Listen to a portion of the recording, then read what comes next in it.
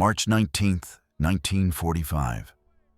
Dawn, 50 miles off the coast of Japan. The sea is calm. A thin mist clings to the deck of the USS Franklin CV-13, one of the proud Essex-class aircraft carriers of the U.S. Navy's Task Force 58. The morning sun glints off her flight deck, crowded with Hellcats, Avengers, and Corsairs, each armed and ready for the day's strike on the Japanese homeland. Inside the bridge, Captain Leslie Gehres, a hard-edged commander with a reputation for strict discipline, peers through his binoculars. The Franklin has edged closer to Japan than any other American carrier since the war began, just 50 miles from Shikoku. The crew knows it. So does the enemy. Below decks, sailors move with practiced rhythm, hauling ordnance, checking fuel lines, prepping aircraft for launch. The air smells of avgas and salt water. Over the ship's loudspeakers, the familiar voice of the chaplain reads the morning prayer. Men bow their heads briefly before returning to their work. In the ready room, Lieutenant Commander Joe Taylor, one of the air group's leaders, sips his coffee and studies reconnaissance photos. "We're this close," he mutters to a fellow pilot, tracing his finger along the map toward Tokyo. "One more strike and they'll have nothing left to throw at us." But above the clouds, a lone Yokosuka D-4Y Judy dive bomber has slipped past the radar screen. Its pilot, Lieutenant Jojima, scans the horizon and spots a massive flat top cutting through the sea. He grips his control stick tightly, descending from the morning haze. On the Franklin, lookouts suddenly shout, "Bogey, bearing 015, low and fast." Gehres snaps up his binoculars. Too late. The klaxon blares. "General quarters! General quarters! All hands man your battle stations!" But in those few heartbeats before the gunners can track him, the Judy releases two 550-pound bombs. The first slams into the flight deck, right near the aft elevator. The second punches through to the hangar bay, directly into a forest of fueled aircraft loaded with rockets and bombs. The world erupts. A single white flash, then a deafening roar. The USS Franklin vanishes in a column of fire and smoke that rises thousands of feet into the sky. Planes cartwheel from the deck like paper. Men are hurled overboard. The ship shudders violently as secondary explosions chain react through the hangar. Inside the bridge, Gehres grips the railing. "All engines stop. Get the fires under control." But his voice is nearly drowned by the chaos below. Fire crews scramble through choking smoke, dragging hoses across molten steel. In the hangar, flames leap from plane to plane, munitions cook off like thunder. One sailor later recalled, "It was like being inside a volcano." The USS Franklin burns, but she does not die. The USS Franklin is no longer a ship. She's a floating furnace. Thick, oily smoke billows from her deck, blotting out the morning sun. The smell of burning fuel and flesh hangs heavy in the air. Sailors stumble through corridors turned into tunnels of flame, their eyes red, lungs seared by the heat. Below decks, damage control parties fight an impossible battle. The ship's ammunition stores, thousands of pounds of bombs, torpedoes, and aviation fuel, are turning the carrier into a chain of detonations. A single spark, a single misstep, and the whole vessel could vanish in one cataclysmic explosion. "Get the hoses to frame 130, a petty officer yells, dragging a wounded sailor clear of the flames. The deck plates glow red-hot beneath their boots. Bulkheads buckle and groan under the stress. Somewhere below, the roar of the fire mingles with the screams of trapped men. On the flight deck, survivors crawl across twisted steel, trying to jettison ordnance before it explodes. Lieutenant J.G. Donald Gray grabs a live 500-pound bomb with a burning glove and heaves it overboard. Moments later, the spot where he stood vanishes in another blast. From the bridge, Captain Gehres watches the inferno spread. His face is streaked with soot, but his voice is steady. "We will not abandon ship," he declares, "not while she floats." But below him, the Franklin's air group has been decimated. Over 100 planes, each loaded for a strike, have exploded or burned. Hundreds of crewmen lie dead or dying. Over 800 men are killed in the first minutes alone. Nearby, the USS Santa Fe, CL-60, a light cruiser commanded by Captain Harold C. Fitz, spots the rising column of smoke and breaks formation, racing toward the crippled carrier. Japanese radar on the mainland also tracks the plume. They assume the American ship has been destroyed. But the Franklin still moves. Her hull is intact. Her engines, deep below the waterline, continue to hum. The Santa Fe pulls alongside, her crew astonished by what they see. The two ships roll dangerously close in the swell, just 30 feet apart.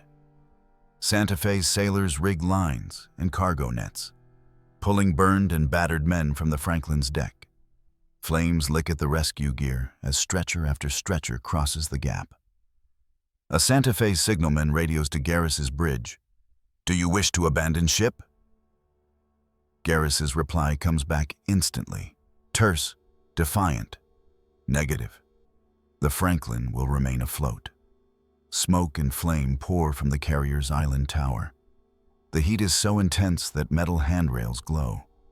But deep in the ship's guts, a handful of men, engineers, electricians, and ordinary deckhands, keep the generators running.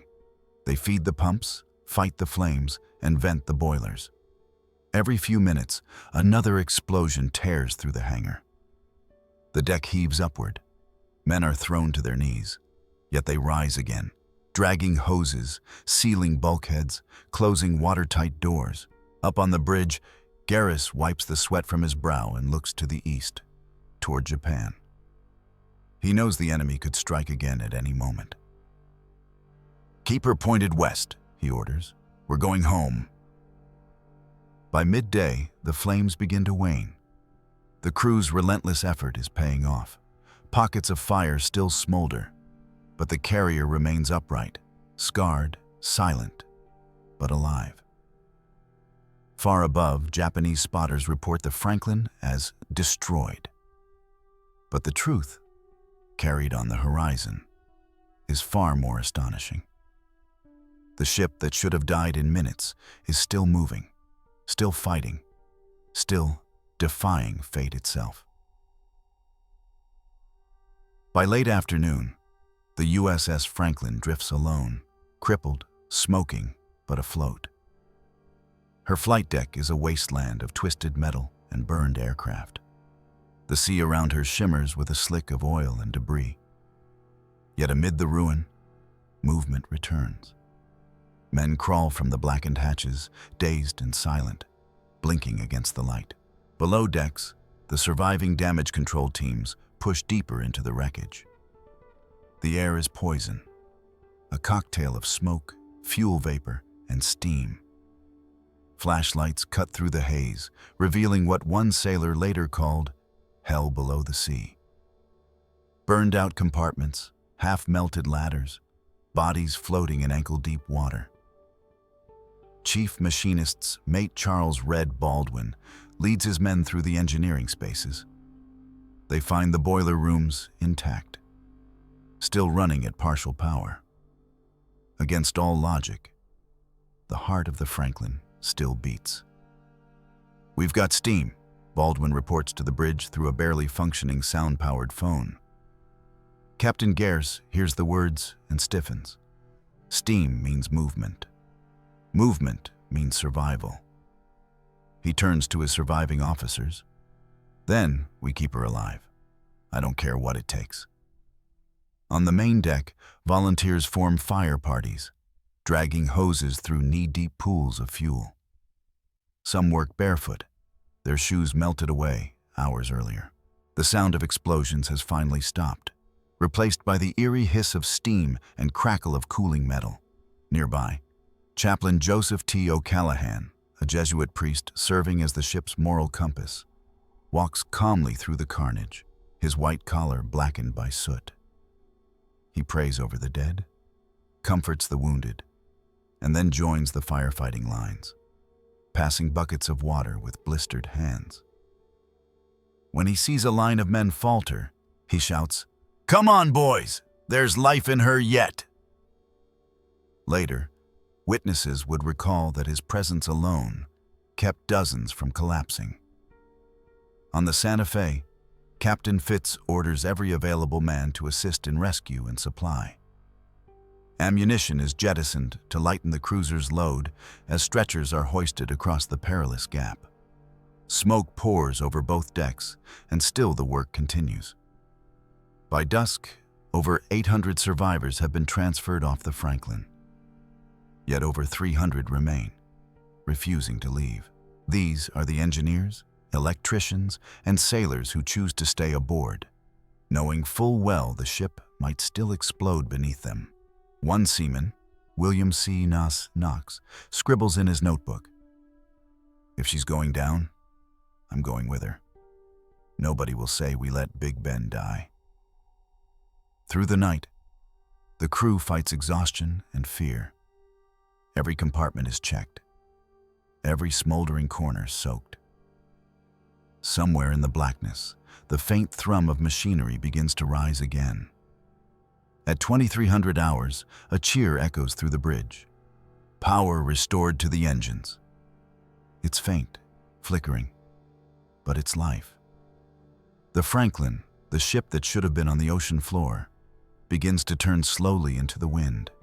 Japanese spotter planes returning at dawn circle the area. The pilots radio back in disbelief. The carrier still floats. Their commanders refuse to believe it. How could a ship struck so violently, gutted by fire and explosion, still be moving under her own power? But she is, and with her engines purring like a wounded beast, USS Franklin, CV-13, begins her slow crawl eastward, back toward safety. March 20th, 1945, dawn. The Pacific is quiet again, except for the groan of twisted metal and the churn of propellers deep within the USS Franklin. The carrier, barely alive, limps eastward at 14 knots, a ghost of her former power. Black smoke still pours from her hull, trailing like a scar across the sea.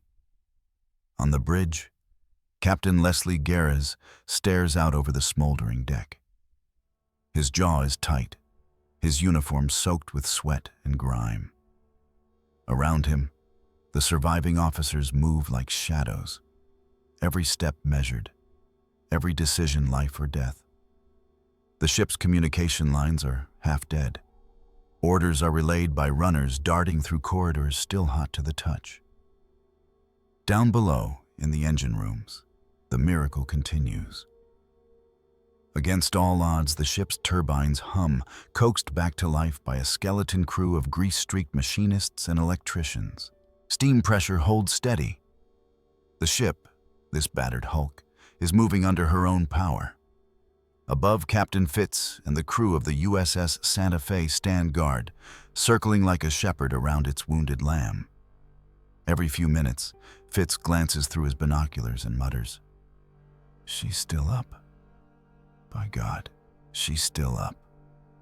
The Franklin's surviving airmen, rescued and now aboard Santa Fe, watch in silence. One turns to his comrade and says softly, "I can't believe she's still floating. That ship's got more lives than a cat." Meanwhile, aboard the Franklin, Chaplain O'Callahan continues his rounds. The priest's cassock is burned, his hair singed, but his presence brings calm. He moves from compartment to compartment, blessing bodies, comforting survivors, and urging the living to keep fighting. When a group of men falter while hauling hoses, he takes the line himself, shouting, "The Lord's not finished with us yet." his bravery doesn't go unnoticed. Later, he will become the first Navy chaplain ever awarded the Medal of Honor for courage under fire aboard this very ship. By mid-morning, rescue ships arrive. The destroyer USS Hickox and cruiser USS Pittsburgh. The Pittsburgh latches a thick tow line to the Franklin's bow, bracing for the dangerous journey ahead. The sea is restless, and every roll of the carrier threatens to snap the line or capsize what remains. Still, they press on.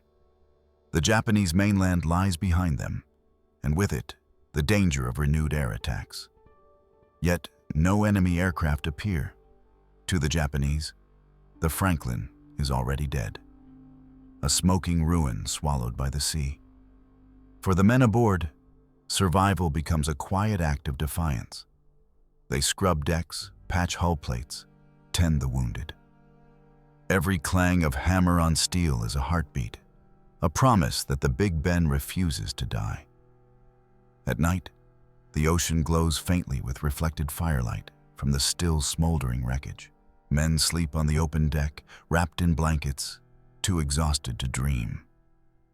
The faint sound of the ship's engines is their lullaby, a mechanical heartbeat echoing across the Pacific.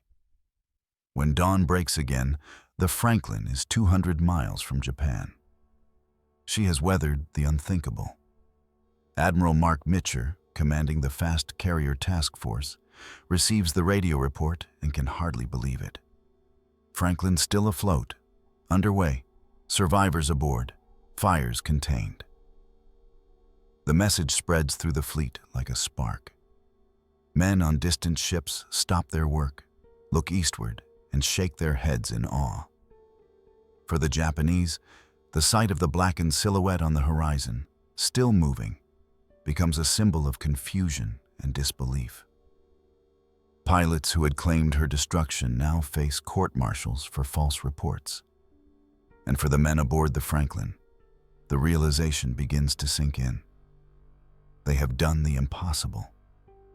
They have saved a ship that by every law of war and nature should be gone. As night falls once more, Captain Gehres stands alone on the bridge, gazing at the stars. "Take us home," he says quietly. "Big Ben's earned her rest."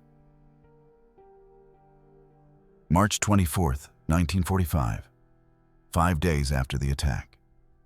The USS Franklin has crossed back into safer waters. The fires are out.